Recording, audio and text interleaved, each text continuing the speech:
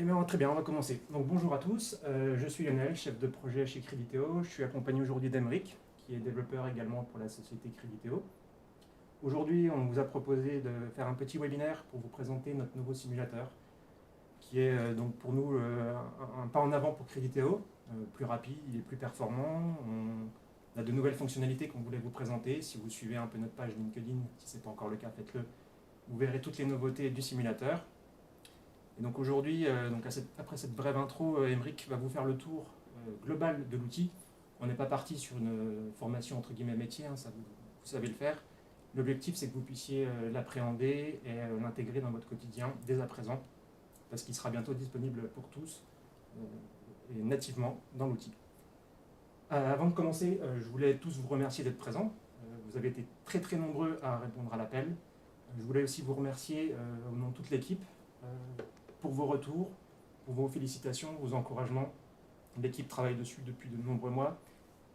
Ils ont été ravis d'accueillir tous vos encouragements et vos félicitations. Donc merci encore.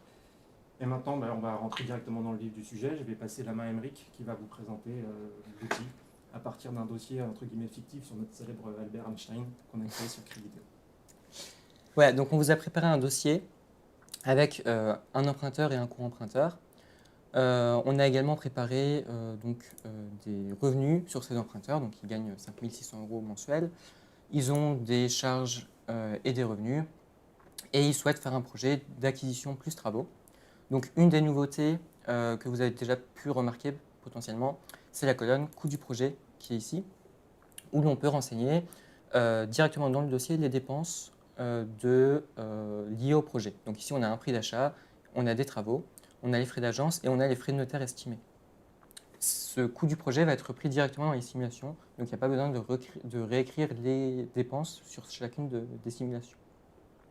Donc on va se rendre dans Simulation et on va pouvoir créer notre simulation en cliquant sur Nouveau, ici. Et donc on arrive ici sur le nouveau simulateur. La première chose, c'est que ici, donc dans cette barre en haut, on retrouve toutes les informations du projet. En cliquant dessus, donc soit directement dessus, soit sur le petit crayon ici, on peut ouvrir cette petite fenêtre et on retrouve toutes nos informations. Donc on retrouve notamment par rapport au projet, la nature, l'état du bien, sa destination et son type. On retrouve également la date de début de projet qui est également dans le dossier. Et on retrouve les informations de la simulation, donc son nom, son statut et sa date. On retrouve également toutes les informations du client et du logement, donc s'il est primo-accédant ou non, s'il est client de la banque, si c'est une personne invalide, etc. À savoir que toutes ces informations-là sont modifiables directement depuis la simulation et ne se répercutent pas sur le dossier. Donc vous pouvez tout à fait changer ces informations-là au besoin dans la simulation. On retrouve également, comme je vous le disais précédemment, les dépenses, donc dans cette colonne-là, à droite.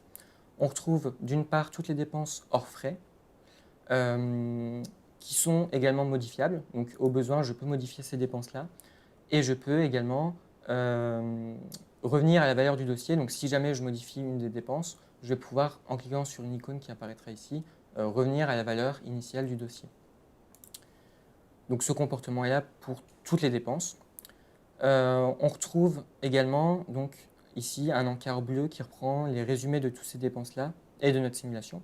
Donc on a le total hors frais, donc le total des dépenses d'achat, de travaux, etc.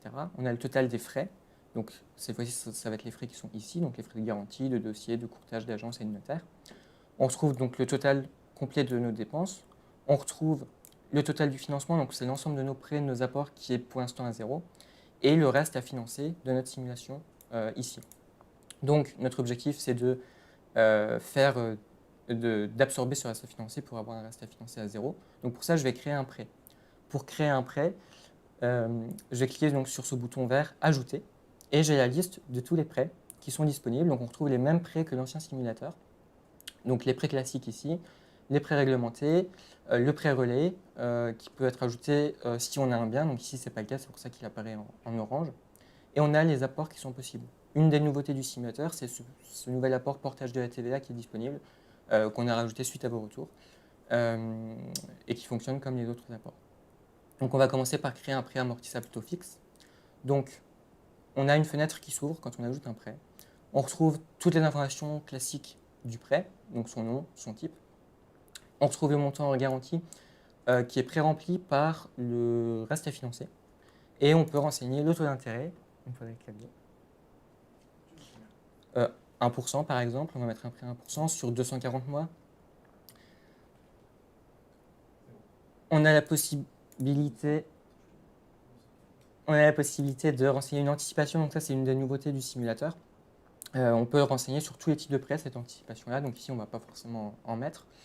On peut renseigner si le prêt est lissable ou non, s'il est commissionné auprès de la banque pour la facturation. Et on a la possibilité en cliquant sur cet onglet-là d'ajouter des assurances, des garanties et des frais de dossier. Donc on va par exemple ajouter une assurance pour nos 2 emprunteurs, on va mettre une assurance à 0,36 par exemple. Pour notre emprunteur principal, on va faire de même pour le co-emprunteur. Voilà, et on va ajouter une garantie, par exemple CMH.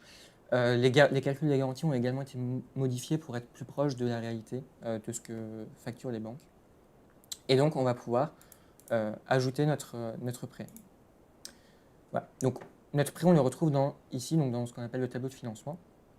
Donc, on a toutes les informations générales, donc le nom du prêt et son montant, bien sûr, la durée.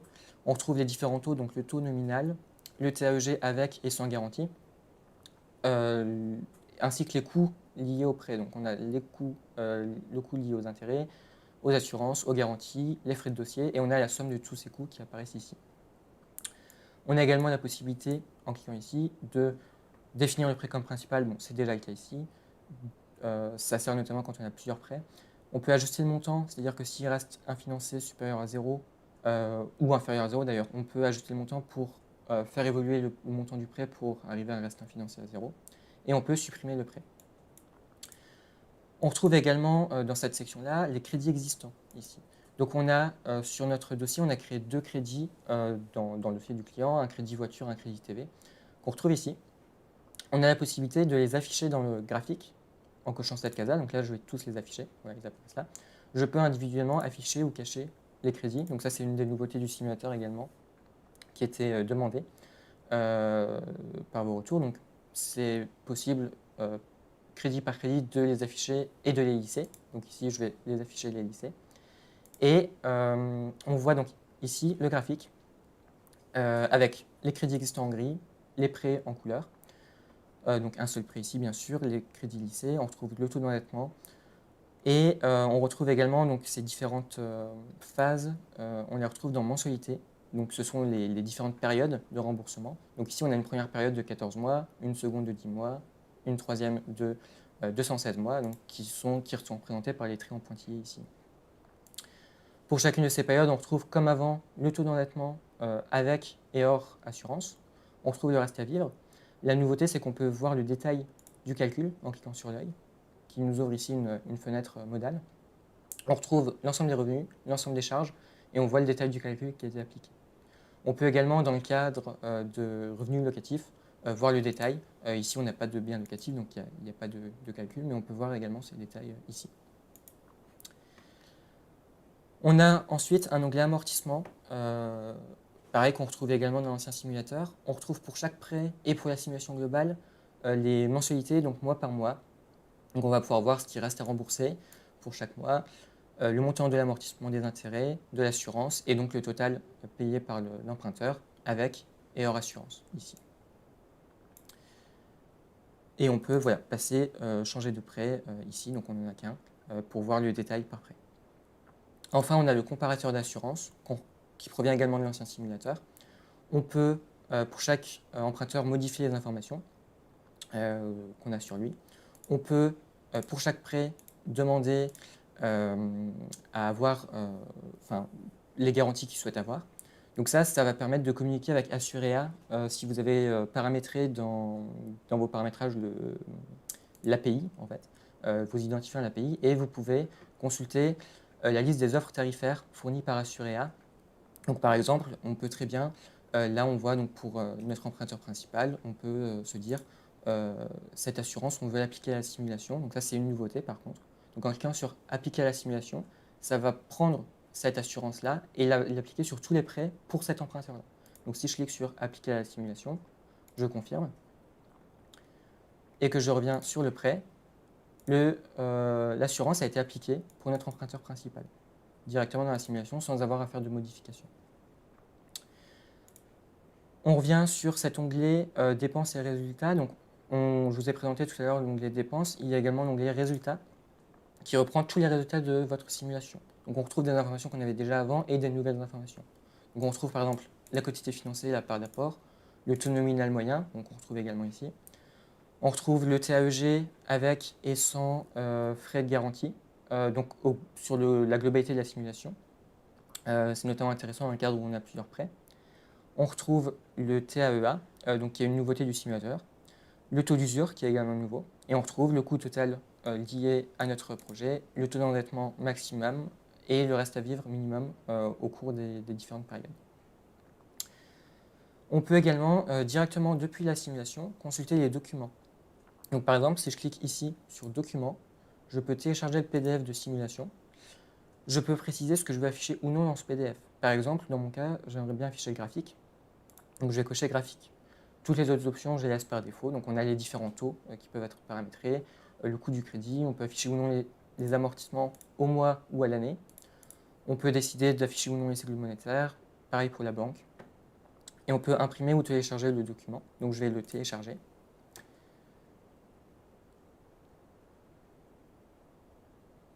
Voilà, et si je l'ouvre, je peux consulter mon document, m'apercevoir que j'ai bien toutes les informations, j'ai bien mon graphique, donc directement depuis la simulation sans en sortir. On va revenir à la simulation.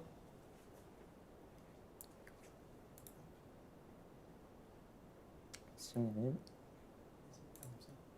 Hop. Voilà. On peut également télécharger la demande de prêt directement depuis le simulateur. Donc ça permet de gagner du temps, il n'y a pas besoin de revenir sur le dossier. Et de même, on peut la consulter et on s'aperçoit que notre simulation correspond bien à ce qu'on souhaitait. Donc on va pouvoir envoyer en banque cette simulation-là. Pour l'envoi en banque, ça se passe ici. Donc on ouvre de nouveau cette partie-là. On peut renseigner tout d'abord une banque. Donc je renseigne mon réseau bancaire, je renseigne ma banque. Je vais choisir l'agence Créditeo par exemple et je vais choisir le banquier Créditeo. Voilà. Je peux envoyer en banque. Donc l'agence et le contact sont facultatifs. Il faut au moins le pôle immobilier pour pouvoir envoyer en banque. Donc je vais envoyer en banque. Je peux soit passer la simulation comme envoyer en banque. Je peux également aussi envoyer un mail directement depuis le simulateur. Donc si je clique sur envoyer un mail, j'ai une nouvelle fenêtre qui s'ouvre. J'ai toutes les informations qui sont pré-remplies. Donc le nom du prêt, le nom du mail qu'on a envoyé, l'expéditeur, donc c'est vous, c'est le courtier, le destinataire, donc qui est pré-rempli par le contact qu'on a renseigné. On peut mettre quelqu'un en copie éventuellement et on retrouve bien sûr le mail à envoyer. Enfin, il y a les pièces jointes qui vont être automatiquement envoyées avec le mail. Donc ici, il y a la demande de prêt, le mandat de recherche en capitaux. Dans mon cas, je ne veux pas envoyer le mandat de recherche en capitaux, donc je le retire. Je peux ajouter au besoin une pièce jointe, soit directement depuis Créditeo, donc un des documents de Créditeo, qu'on retrouve dans votre espace document, soit depuis votre ordinateur en uploadant un fichier. Je suis satisfait de mon mail, je vais l'envoyer et le mail a été envoyé. Je peux maintenant passer ma simulation comme envoyé en banque, donc je vais cliquer dessus et la simulation est passée comme envoyé en banque. Voilà. Quelques autres informations qui peuvent servir sur le simulateur. Il y a le bouton générer un plan qui va vous permettre, donc je ne vais pas trop le détailler, on pourra le voir éventuellement dans un autre webinaire si ça vous intéresse, mais qui va permettre de générer des prêts automatiques en fonction du dossier, donc des prêts relais pour les biens à vendre, des prêts réglementés si le dossier est éligible et un prêt principal pour amortir le reste à financer. J'ai la possibilité, en cliquant ici, de dupliquer ma simulation, si je veux faire une copie rapide de la simulation. Et j'ai également la possibilité, donc là, voilà, j'arrive sur la copie, et je peux également changer de simulation directement depuis la simulation, sans en sortir. En cliquant dessus, je vais arriver sur la simulation à afficher. Je pense avoir fait le tour sur le simulateur. Petite information aussi, si vous avez besoin d'aide sur le simulateur, si vous vous posez des questions, vous avez également ce bouton aide qui vous permet d'arriver directement sur la foire aux questions de Créditeo concernant le simulateur. Donc vous y retrouvez toutes les informations, notamment des détails concernant les différents types de prêts. Selon les types de prêts, il va y avoir plus de champs à remplir que d'autres. J'en ai pas parlé, mais par exemple, pour les prêts à taux variables, on va pouvoir renseigner les indices, on va pouvoir renseigner la marge, la fréquence. Il y a également les prêts à paliers, où on va pouvoir renseigner les paliers. Ça fonctionne de la même façon que l'ancien simulateur. De ce côté-là, il n'y a pas de nouveauté. Voilà, j'ai fait le tour pour ma présentation. Donc, si vous avez des questions, n'hésitez pas à les poser dans le chat. Peut-être que vous en avez déjà posé. Oui, on a pas mal de questions qui ont déjà été posées. Ok. Alors, je vais te les mettre à l'écran. Ce sera plus simple.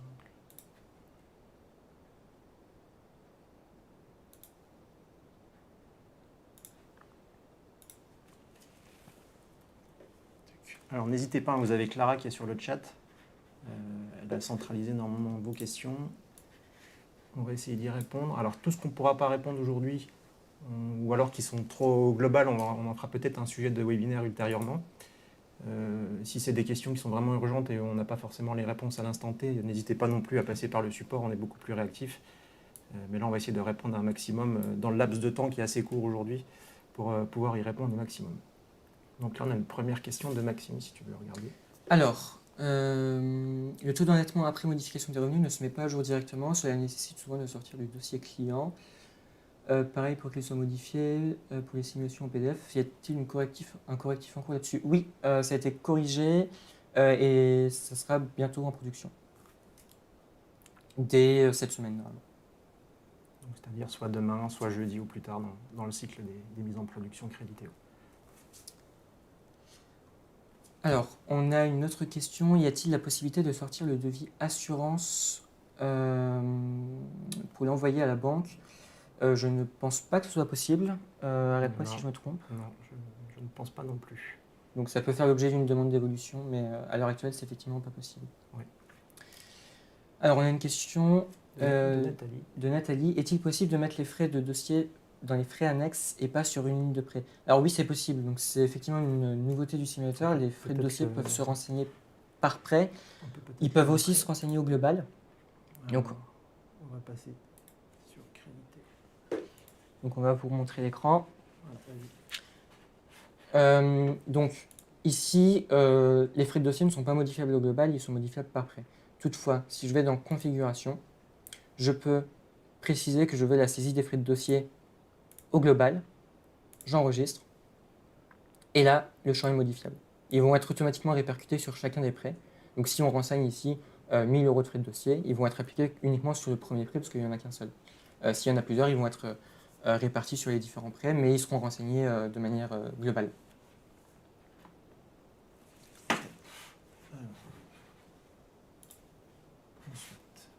N'hésitez pas, si les réponses ne sont pas claires, à reposer les questions, il n'y a pas de problème. Il nous reste une question de Michael.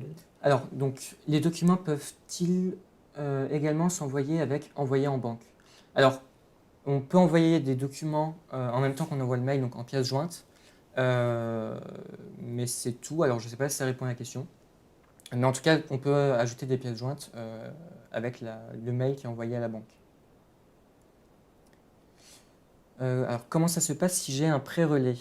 Alors, pour le pré-relais, eh ben, on peut, de la même manière qu'on l'a vu précédemment, pour un prêt classique, en cliquant sur « Ajouter ». Tu veux que je te mette? Oui, éventuellement. Vas-y. Alors, ici, on n'a pas de bien sur notre Tu simulation. changes de navigateur. Donc, sur notre simulation, on n'a pas de bien. Donc là, le pré-relais est désactivé. Mais en ayant un bien, en fait, ça reste cliquable exactement comme les autres prêts. On va pouvoir renseigner, sélectionner le bien, en fait. On va pouvoir valider et ensuite, on va se retrouver exactement dans cette configuration-là, avec les montants pré-remplis, où on pourra renseigner le taux d'intérêt, repréciser la durée éventuellement. Donc, ça fonctionne exactement de la même manière qu'un prêt classique, si ce n'est qu'on clique sur pré-relais, au lieu de cliquer sur prêt amorti à taux fixe, ce qui va nous permettre de sélectionner le bien concerné par ce pré-relais. Je te laisse remettre.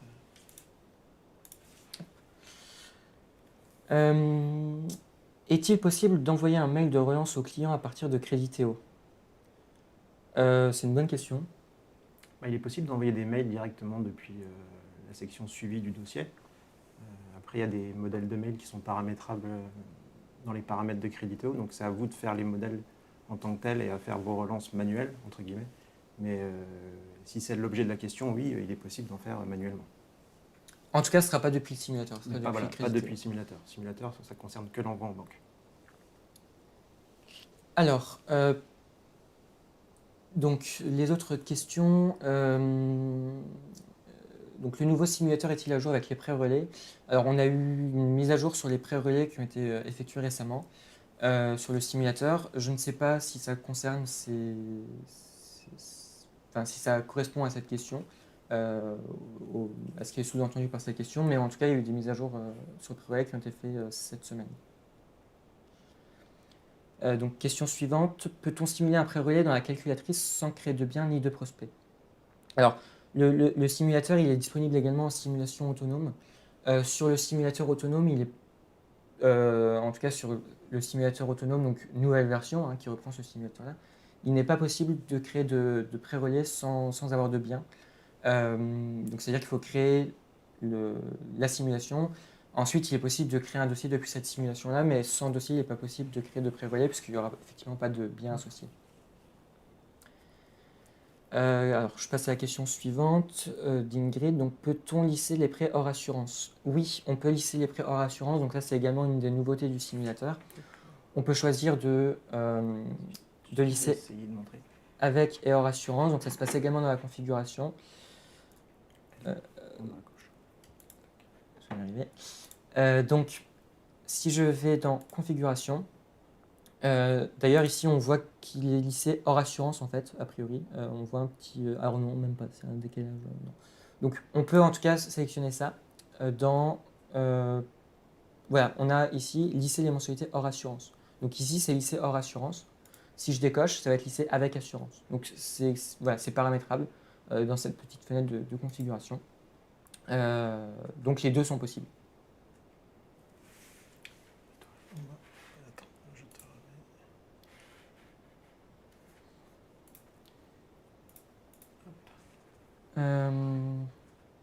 Alors, où on était au niveau des questions? Ouais, okay. Ça sera une question d'Amélie.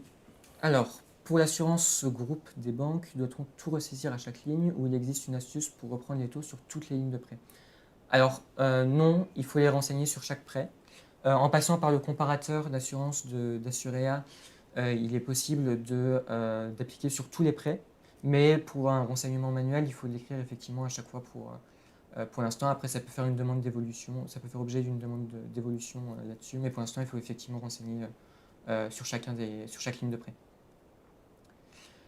Je passe à la deuxième question. Conserve-t-on un historique des mails envoyés via Crediteo? Oui, on a accès donc, pour les mails envoyés en banque depuis le simulateur, depuis l'onglet que je vous ai présenté précédemment, on a un onglet historique où on peut voir l'ensemble des mails qui ont été envoyés. Vous pouvez également les voir depuis le dossier, normalement, l'ensemble des mails. Dans l'onglet suivi, au même endroit que l'envoi des mails pour la question de tout à l'heure, il y a un onglet historique des mails qui vous permet de tracer tous les mails envoyés au client. Donc je passe à la question suivante. Le nouveau simulateur peut-il reprendre les simulations réalisées sur l'ancien? Alors oui et non. Donc, si vous créez une simulation sur l'ancien, ce n'est pas possible de passer sur le nouveau simulateur pour cette simulation-là. Donc il faut recréer une simulation. Par contre, prochainement, l'ancien simulateur ne sera plus accessible et donc toutes vos anciennes simulations seront migrées sur le nouveau simulateur. Donc ce sera fait de manière automatique d'ici quelques semaines. Mais pour une simulation déjà créée sur l'ancien simulateur, il n'est pas possible pour l'instant de la faire passer sur le nouveau, sans la recréer en tout cas. Je passe à la question suivante. Donc, est-il possible de retrouver les données d'âge et de revenus dans le simulateur sans avoir à sortir de la simulation? Alors oui, c'est possible pour ces deux points-là. Donc éventuellement, je peux vous montrer ça.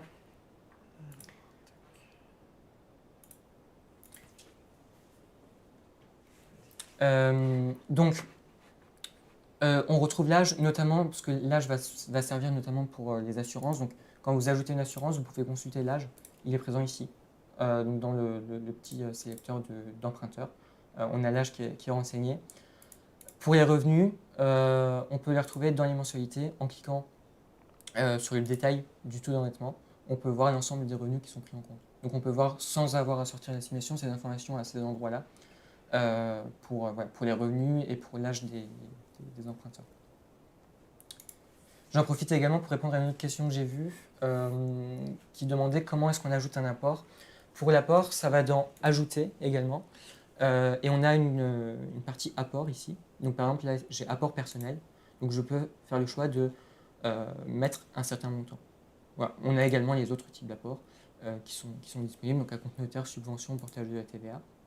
Une fois que j'ai renseigné mon montant, je peux cliquer sur Ajouter. Et il va se rajouter directement dans mon tableau d'amortissement.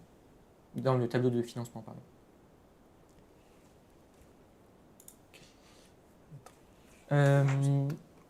Ensuite, donc, question suivante. Que comprend le TAEG de la simulation lors de la confirmation de mandat? Il n'est jamais en phase avec celui de la banque. Alors, le TAEG de la simulation, par défaut, il va comprendre tous les frais liés au crédit. Donc, on va retrouver les taux, les intérêts, les assurances, les garanties, les frais de dossier notamment, peut-être les frais de courtage, il me semble.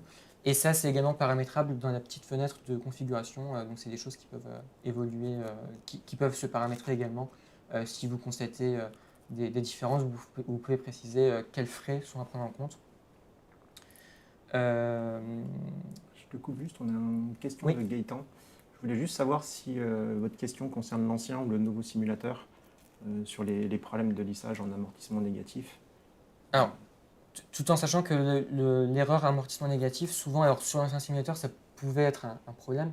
Sur le nouveau, en théorie, si vous avez le message là, c'est que c'est légalement pas possible de lisser le prêt parce que on arriverait à des amortissements négatifs, donc des amortissements qui diminueraient, enfin qui viendraient augmenter le capital à rembourser sur un des prêts. Donc c'est que c'est vraiment pas possible de faire le lissage. Tous les cas de lissage réalisables sont faisables sur le simulateur, sur ce nouveau simulateur. Peut-être une petite aparté, juste 10 secondes là-dessus, où on est passé de quelques milliers de cas de lissage qui étaient possibles sur l'ancien simulateur à un peu plus de 110 000 cas de lissage qui sont maintenant gérés par ce nouveau simulateur. Donc c'est vraiment une avancée énorme en termes de performance pour l'outil. Alors, au niveau des autres questions, donc si les emprunteurs sont éligibles au PAS, le logiciel prend-il en compte les conséquences sur les frais de dossier banque, sur les garanties de prêt qui s'imposent, etc., etc. Alors, il n'y a pas de différence particulière appliquée par le simulateur concernant les garanties et concernant les frais de dossier. Donc les frais de dossier, ça reste à vous de les renseigner. Pareil pour les garanties. Donc s'il y a des différences liées au type de prêt, vous pouvez les renseigner sur le prêt, mais le simulateur ne calcule pas différemment ces deux éléments-là.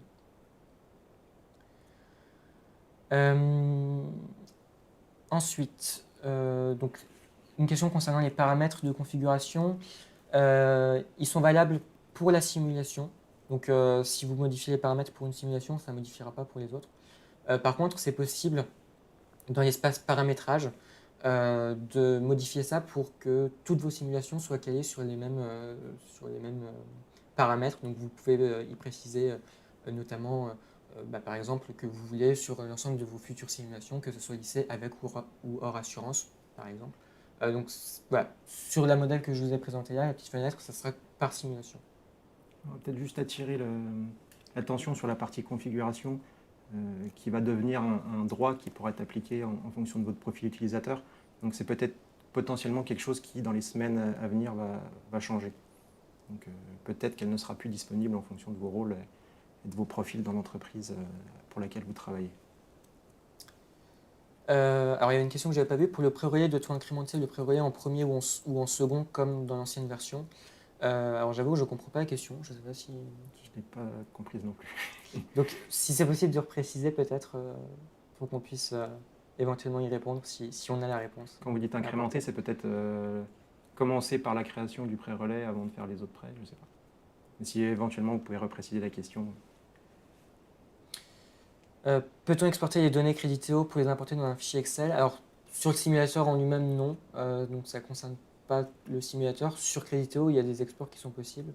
Là-dessus, je ne saurais pas trop en dire plus. Alors, en fonction, une nouvelle fois, de votre profil d'entreprise, si vous avez accès au paramétrage de Crediteo, vous pouvez faire un export de vos données, à la fois de clients et à la fois les données Crediteo, dans l'onglet entreprise des paramétrages. Ça, normalement, vous trouvez l'info facilement dans la FAQ.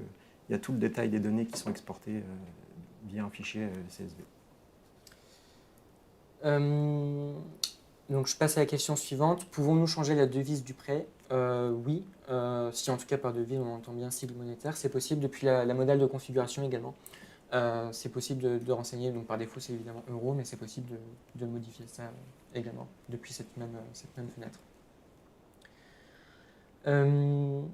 Comment mettons un commentaire en même temps? Ouais, c'est Mickaël. J'aurais été déçu, Mickaël, si tu n'avais pas fait une question sur les commentaires. Donc, comment mettons un commentaire en même temps que la simulation? On peut apporter des précisions sur la note de synthèse. C'est pas possible de modifier les commentaires rubrique par rubrique depuis le simulateur. En tout cas, pas pour l'instant. Mais on peut modifier la note de synthèse. Dans le... je peux éventuellement le montrer rapidement. Si tu me repasses là. Clique là. Tac. Donc, tu le diffuses. Je te reprends. Tac. Vas-y. Donc c'est possible depuis donc, cette partie-là. On peut cliquer sur note de synthèse. On retrouve tous les commentaires qui ont été ajoutés ici. Donc là, il n'y en a pas, donc il n'y a rien qui s'affiche. Et ici, on peut préciser des informations en plus. Mais voilà, c'est pas possible rubrique par rubrique de modifier ces commentaires-là depuis le simulateur.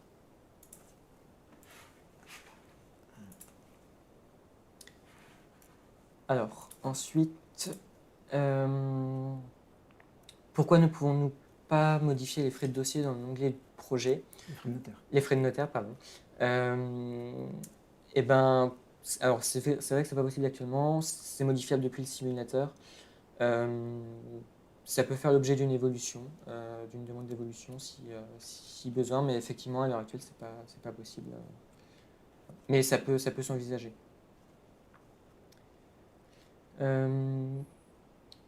Peut-on créer un palier sur des prêts lissés, PTZ plus prêt lisseur par exemple? Donc on peut créer des prêts à palier. On peut lisser avec des prêts à palier. Donc je ne sais pas si c'est ça la question, mais si on a un prêt à palier et un autre prêt, on peut lisser ces deux prêts ensemble pour faire voilà, une mensualité constante. Ça, c'est tout à fait possible avec le simulateur.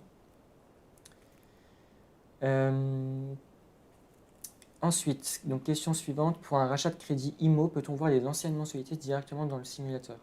Alors non, ça c'est pas possible pour l'instant. Ce sera peut-être le cas d'ici quelques temps, mais en tout cas voilà, à l'heure actuelle, c'est pas possible de voir les anciennes mensualités depuis le simulateur pour l'instant. Pouvons-nous faire un calcul du budget immédiat sur votre simulateur?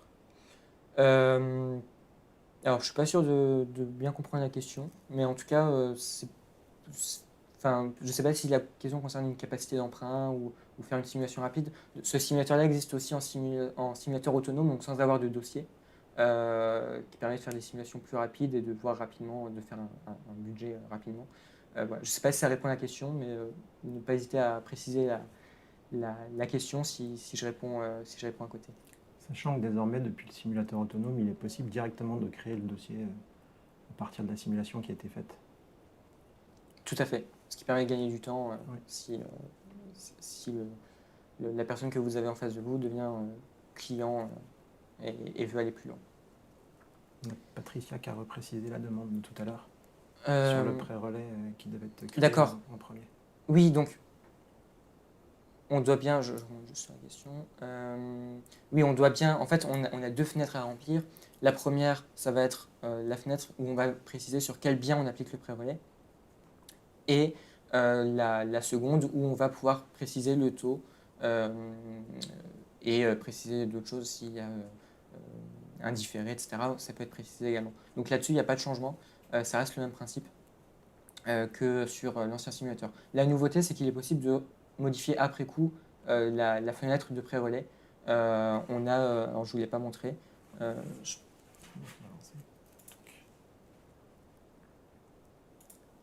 je peux éventuellement voilà, vous montrer ça. Donc ici, j'ai pas de bien, mais ça marche exactement de la même manière que les prix réglementés en fait. C'est-à-dire que j'ai une première fenêtre qui s'ouvre et une fois que je valide, j'ai la fenêtre du prêt qui s'ouvre également. Et je peux maintenant, donc ça c'est une nouveauté du simulateur, revenir après coup, hein, si je veux remodifier ce que j'avais renseigné au départ, on peut revenir sur la première fenêtre. Donc là, je donne l'exemple avec l'éco-PTZ, mais ça fonctionne exactement de la même manière avec les pré-relais. Donc on peut remodifier après coup cette fenêtre. Mais sinon, le comportement reste le même qu'avant.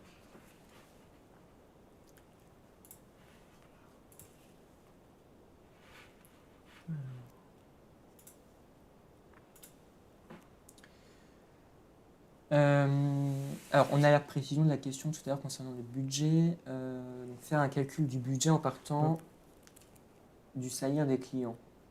Alors, je ne sais pas. Ah, du salaire, ok. Du salaire des clients. Eh ben, je sais pas. Enfin, je sais pas précisément ce qui est entendu par budget, si c'est. Il faut savoir qu'il y a quand même des calculatrices autonomes qui permettent d'avoir une vision globale du budget qui peut être calculé. À partir du simulateur autonome, non. À moins de commencer à créer un vrai dossier prospect pour l'occasion. Mais depuis le simulateur autonome, non, ce ne sera pas possible de renseigner les salaires. Dans les rubriques prospect au client, est-il possible de lancer une recherche par nom? Alors dans Crediteo, oui, ce ne sera pas dans le simulateur, mais dans Crediteo, il est possible de faire des recherches depuis la liste des prospects ou des clients, de faire une recherche dans le Nom, nom. prénom, à la fois sur l'emprunteur et co-emprunteur. Numéro aussi également. Oui. Entre autres. On a une question sur les prêts à palier. Est-ce que c'est possible de nous montrer comment en faire un? Alors on peut vous montrer comment. J'attire juste sur le timing où on commence à devenir un peu serré, donc n'hésitez pas à poser vos dernières questions. On va se laisser encore 5-6 minutes avant de conclure ce premier webinaire. N'hésitez pas si vous avez des sujets que vous souhaitez qu'on traite sur les prochains webinaires, n'hésitez pas à les préciser dans le chat. Donc pour l'ajout de prêt à palier, je vais cliquer de nouveau sur ajouter, je vais sélectionner à palier, il y a également possibilité de changer le type ici. Et on peut renseigner ici le montant, donc on peut peut-être mettre un montant, alors peu importe, de 100 000 euros par exemple. Voilà, on va préciser un taux d'intérêt à 1% par exemple. On va préciser une durée, donc on va dire 120 mois peut-être. Et on peut, en cliquant sur plus, ajouter des paliers. Attends, je te reprends juste la souris, parce que du coup on ne voit pas bien. Voilà, je te redonne. Donc on peut renseigner la mensualité de notre palier. Donc il faut au minimum que ça couvre les intérêts, donc c'est le min qui est présenté ici. Donc on peut mettre par exemple 250. On va préciser la durée, donc par exemple on va dire que c'est sur 12 mois. On peut ajouter le palier, on peut ajouter comme ça plusieurs paliers, autant que nécessaire. Et le dernier palier est calculé automatiquement pour que le prix soit conforme. Donc pour qu'à la fin de la durée, on arrive bien à un capital restant dû à 0. Voilà. Et on peut ajouter le prêt à palier qui va être ajouté à notre simulation, qui est ici. Okay. Alors, ensuite... Peut-on modifier le mail type envoyé aux banques et le sauvegarder tel quel, ou doit-on le modifier à chaque fois? Non, c'est bien possible de le modifier. Ça se passe depuis l'espace paramétrage. Sous couvert, une nouvelle fois, de votre profil utilisateur voilà. et des droits que vous avez. Mais tout ça, ce sont des choses qui se configurent effectivement dans les modèles de mail qui sont disponibles dans les paramétrages du compte Crediteo. Donc, généralement, ce sont les administrateurs des comptes qui ont accès à ces mails types. Que ce soit les documents ou les mails, tout est généralement laissé à l'appréciation de l'administrateur du compte.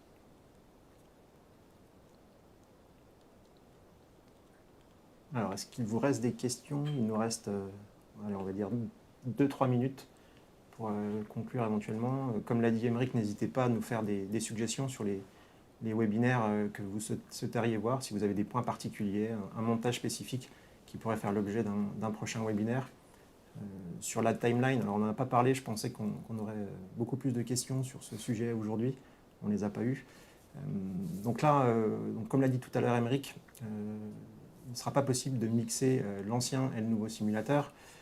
Donc on a une phase transitoire sur laquelle vous avez tous pu constater qu'on avait 2 simulateurs qui covivaient actuellement.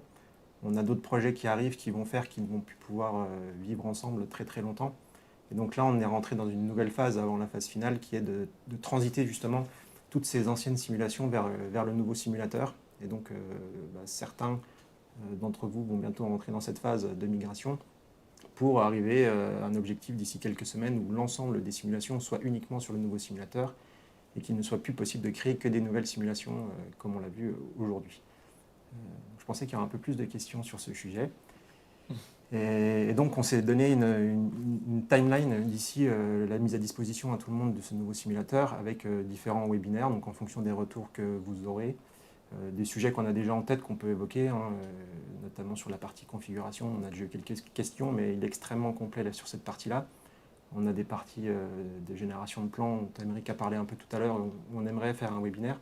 Mais si vous avez des sujets qui vous tiennent à cœur, n'hésitez pas à nous le dire tout de suite, ou éventuellement nous faire des retours via le support en faisant des tickets, en nous disant voilà, on aimerait bien que ce sujet soit traité. On va faire un peu comme vos demandes d'évolution, on va les regrouper, on va retirer ce qui nous semble à la fois le plus pertinent et le plus demandé, et on traitera les sujets. Donc on va se laisser encore peut-être 1 ou 2 minutes si vous avez des questions, sinon on vous remerciera de votre présence.